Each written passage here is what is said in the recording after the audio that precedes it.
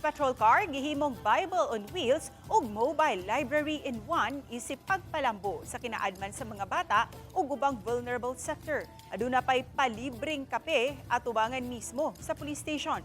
Kung asa kini atong sayran sa report ni Alan Domingo.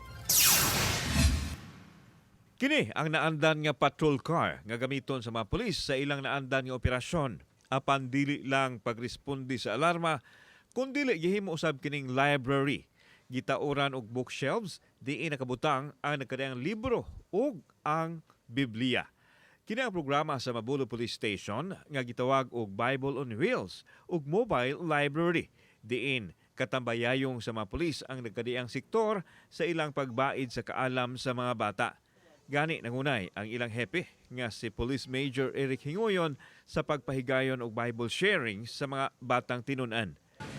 So muna actual nga pagtudlo no sa mga pulis sa mga bata no pagbasa og Bible ug ban pang libro sa kaalam beyond service ni no as a PNP personnel kundi ni sound gyud sila sa mas gikinahanglan sa formation ilabi na sa mga bata.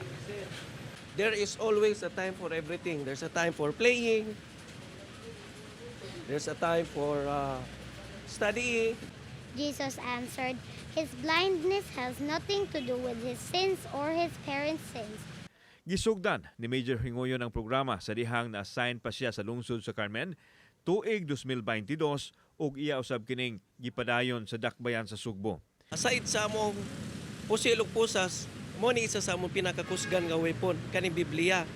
Mo ni among gihatag sa mga bata, gihatag di actually sa among mga stakeholders, nag-donate sila namo kay ganahan man gud mi sa Mabulo Police nga ang mga bata samtang nagtubo pa na sila ikahadlok sa kahitasan and then kibalusid sila ug unsay unod aning Bible. Dili lang mga bata kon dili apil usab ang mga ginikanan ug ubang mga tao ang ilang tinguha nga maserbisyuhan. Gani nagbutang pa sila og kapihan nga libre at tubangan sa police station alang sa tanang mga tao nga adunay transaksyon sa ilang buhatan. So mao ni amo ang simple nga paagi nga mapaduol ang kasing-kasing sa katawhan ngari kanamo. I am very much amazed of the advocacy of Major Hingoyon. Very, very much amazed, sir. Nga one of a kind. Kauban si Clover Lumayag, ako si Alan Domingo. Balitang Bisdak.